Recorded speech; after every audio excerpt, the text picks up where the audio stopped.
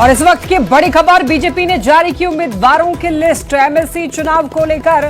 देखिए, ये बड़ी खबर इस वक्त मिल रही है। एमएलसी चुनाव के लिए लिस्ट जारी कर दी गई है। बीजेपी ने पवन सिंह को उम्मीदवार बनाया है। देखिए, यहां पर संजय मयूख को भी उम्मीदवार बनाया गया है। आपको बताते चलें कि यहां पर ये लिस्ट जारी कर दी गई है। आधिकारिक तौर पर ये सूचना दे दी गई है। अनिल कुमार ठाकुर भी उम्मीदवार बनाए गए हैं और शीला पंडित बीजेपी से उम्मीदवार बनाई गई हैं। ज्यादा जानकारी देंगे न्यूज 18 संवाददाता शैलेंद्र हमारे साथ जुड़ रहे हैं। शैलेंद्र, भारतीय जनता पार्टी ने देखिए चुनाव को लेकर के यहां पर उम्मीदवारों की लिस्ट जारी की है। एमएलसी चुनाव को लेकर एक बार पूरी जानकारी चाहेंगे शैलेंद्र।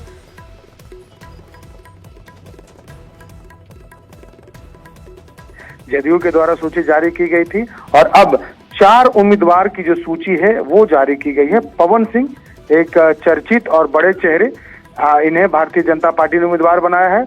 संजय मयूख को एक बार फिर से भारतीय जनता पार्टी ने उम्मीदवार बनाया है। अनिल ठाकुर और शीला पंडित प्रजापति, इन्हें भी उम्मीदवार बनाया है। तो कुल 4 लोगों को भारतीय जनता पार्टी ने उम्मीदवार बनाया है। पवन सिंह को लेकर के पिछले कई दिनों से लगातार कई कयास चल रहे थे। कभी राज्यसभा जाने की बात या फिर और भी कई चीजों में उन्हें लाने की बात हो रही थी, लेकिन अब ये तय हो गया कि पवन सिंह बिहार विधान परिषद के सदस्य बनेंगे। दूसरी ओर संजय मयूख, अनिल ठाकुर जो कि नाई जाति से आते हैं और जो शीला पंडित प्रजापति हैं वो कुम्हार जाति से आते हैं। पवन सिंह अगड़ी जाति से, राजपूत से आते हैं और संजय मयूख का समाज से आते हैं। तो कुल मिलाकर के भारतीय जनता पार्टी में सबसे बड़ी बात इसमें ये सूची को हम देखेंगे तो यहाँ 4 लोगों की सूची जारी की गई है और 4 लोगों की सूची जदयू के तरफ से भी जारी की गई है। एक पर उपचुनाव है। अब सवाल ये उठता है कि क्या 9वें सीट पर बिहार विधान परिषद का चुनाव होगा या फिर उपेंद्र कुशवाहा को जो एक सीट देने की बात थी और लोक जनशक्ति पार्टी रामविलास को एक सीट देने की बात थी, उन दोनों का क्या होगा। तो ये एक बड़ा सवाल कहीं ना कहीं इन 4 उम्मीदवारों की जब सूची जारी हुई है वो उसके बाद देखने को मिल रही है। लेकिन फिलहाल इस पर भी मंथन जारी है और देखना होगा कि आगे जो 9वें सीट पर क्या होता है। लेकिन कुल मिलाकर के जो 4 सीट हैं वो भारतीय जनता पार्टी ने उस पर अपने उम्मीदवारों की सूची जारी कर दी है और जदयू ने भी थोड़ी देर पहले सूची जारी की है। जी बिल्कुल शैलेंद्र, और ये वो नाम है जो कि काफी समय से चर्चा में बने हुए थे। हालांकि पवन सिंह को लेकर के ऐसा बहुत बार डिस्कशन न किया गया, लेकिन पवन सिंह को इसमें जोड़ा गया है। जाति का एक तरीके से कह सकते हैं कि पूरा ख्याल रखा गया है। बिल्कुल, देखिए अब इस सूची को आप देखेंगे तो इसमें 2 अगड़ी जाति से हैं, एक राजपूत और एक कायस्थ, और 2 अति पिछड़े हैं। अनिल ठाकुर जो कि नाई समाज से आते हैं और दूसरा जो शीला पंडित प्रजापति हैं वो कुम्हार जाति से आती हैं। तो ये दोनों जो हैं ये अति पिछड़ा है और 2 अगड़ी जातियों से। पहले से भी एक कयास लगाया जा रहा था कि पिछड़ी जातियों और अति पिछड़ी जातियों को शामिल किया जाएगा। हालांकि ये पहले से तय था कि भारतीय जनता, जो खबरें आ रही थी कि भारतीय जनता पार्टी में जो अगड़ी जाति के नेताओं को जगह मिलेंगी और वो तस्वीर भी दिखाई दी कि 2 लोगों को जगह दी गई है, पवन सिंह को और संजय मयूख को।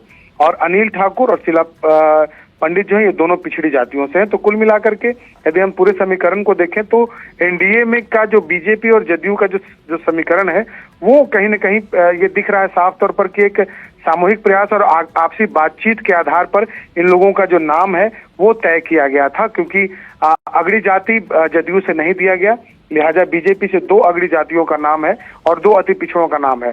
और अब ये देखना होगा कि जो एक सीट बचा हुआ है उस सीट पर से या लोक जनशक्ति पार्टी को वो सीट जाती है या फिर उपेंद्र कुशवाहा के पुत्र को उम्मीदवार बनाया जाता है या जो विपक्ष के लिए जो एक सीट है उस पर एनडीए की तरफ से उम्मीदवार उतारा जाता है। ये देखने वाली बात इसमें सबसे दिलचस्प होगी, क्योंकि पहले से ये माना जा रहा था कि 3 सीटों पर ही बीजेपी उम्मीदवार उतारेगी। लेकिन ये जो सूची है 4 उम्मीदवारों की सूची है और इसके बाद ये साफ तौर पर कहा जा सकता है कि 9वें सीट पर अब कहीं ना कहीं जो सियासी विवाद है वो फिलहाल बिहार में बढ़ता दिखेगा। या नुकसान विपक्ष को होगा या नुकसान एनडीए के किसी एक घटक दल को, उपेंद्र कुशवाहा को या फिर लोक जनशक्ति पार्टी रामविलास को होगा। जी बिल्कुल सही कह रहे शैलेंद्र। अब चूंकि 8 उम्मीदवारों का नाम हो चुका है ऐलान, एक बाकी है, सबकी नजरें इसी पर टिकी हुई हैं क्योंकि यहाँ पर अभी जो नाम अभी दिए गए हैं उससे कहीं ना कहीं ऐसा लग रहा है कि अनुभव का भी ध्यान रखा गया है। जहां पर किसी को पहली बार उम्मीदवार बनाया गया है तो किसी को तीसरी बार भी मौका दिया है, लेकिन अब 9वां उम्मीदवार कौन होगा शैलेंद्र, ये बड़ा सवाल है। बिल्कुल जी, तो हमारे सोर्स बता रहे हैं कि लोक जनशक्ति पार्टी रामविलास के पार्टी से उम्मीदवार दिया जा रहा है, वहां से उम्मीदवार तय है, क्योंकि उनकी संख्या भी कमोबेश एक सीट के आसपास है। तो उनकी जो मांग है और वो एक सीट जो है वो उन्हें दिया जा रहा है। एनडीए में एक सीट लोक जनशक्ति पार्टी रामविलास की तरफ से होगा, लेकिन एक सीट या तो उस पर उपेंद्र कुशवाहा के पुत्र जाएंगे जो कि बिहार सरकार के मंत्री हैं, या फिर जो विपक्ष का सीट है उस पर वोटिंग होगा। और ऐसे परिस्थिति में वोटिंग में या तो वो सीट विपक्ष के पास जाए या फिर उपेंद्र कुशवाहा के पुत्र को मिले। यदि उपेंद्र कुशवाहा के पुत्र को वो सीट मिलता है तो ये भी संभावना है कि जो विपक्षी खेमा है उसमें बड़ा टूट भी हो सकता है। लेकिन अभी इन तमाम चीजों पर कुछ भी साफ साफ कह पाना काफी मुश्किल है कि आखिर एक सीट पर आगे क्या होगा। ये देखना होगा कि आगे एक सीट के लिए क्या रणनीति एनडीए ने बनाई है। विपक्षी खेमे में टूट की संभावना मतलब किस तरीके से रहने वाली होगी शैलेंद्र? बिल्कुल, देखिए, यदि यहाँ अब एक ही गुंजाइश बच रही है कि या तो उपेंद्र कुशवाहा के पुत्र को उम्मीदवार न बनाया जाए या फिर जो विपक्ष का जो उम्मीदवार होगा उस विपक्ष के लिए जो एक सीट बची हुई है 9वां सीट है, उस सीट पर उपेंद्र कुशवाहा के पुत्र को चुनावी मैदान में उतारा जाए, उस पर वोटिंग हो। और वोटिंग के दौरान यदि ये चुनाव जीतते हैं तो ये देखने वाली बात होगी। तो कुल मिलाकर के 9वां सीट है वो काफी दिलचस्प होगा, क्योंकि यदि 9वें सीट पर उपेंद्र कुशवाहा के पुत्र चुनाव लड़ते हैं तो जाहिर सी बात है कि इस पर जो मतदान है वो मतदान होगा, और मतदान के बाद ही देखा जाएगा कि किसकी जीत और किसकी हार होती है। और उपेंद्र कुशवाहा काफी समय से लगे भी हुए थे शैलेंद्र, बार्गेनिंग में, नेगोशिएशन में, बातचीत में, हर जगह उपेंद्र कुशवाहा लगे हुए हैं।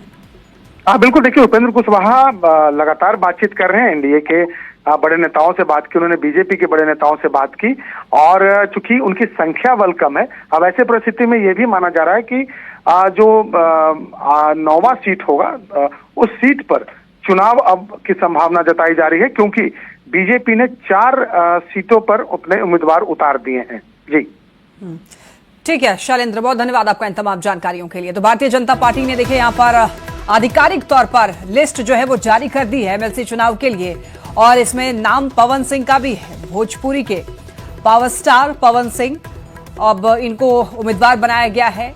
बता दें आपको, संजय मयूख को भी उम्मीदवार बनाया गया है, अनिल कुमार ठाकुर भी उम्मीदवार बनाए गए हैं, और इसके साथ साथ शीला पंडित भारतीय जनता पार्टी से उम्मीदवार उतारी गई हैं। तो ये 4 नाम यहाँ पर भारतीय जनता पार्टी ने जारी कर दिया है। इसके पहले जेडीयू ने भी जारी किया। तो यहाँ पर अब एक सीट को लेकर के अभी चर्चा और कयास जो है वो लगाए जा रहे हैं कि एक सीट जो आखिर में है उस पर किसका नाम आने वाला है। हालांकि कयास यही लगाए जा रहे हैं कि हो सकता है कि एलजेपी से किसी को मिल जाए या फिर उपेंद्र कुशवाहा के बेटे को मिल जाए। अब देखना होगा कि वो एक सीट जिसको लेकर के अभी चर्चा हो रही है उस पर किसका नाम आता है।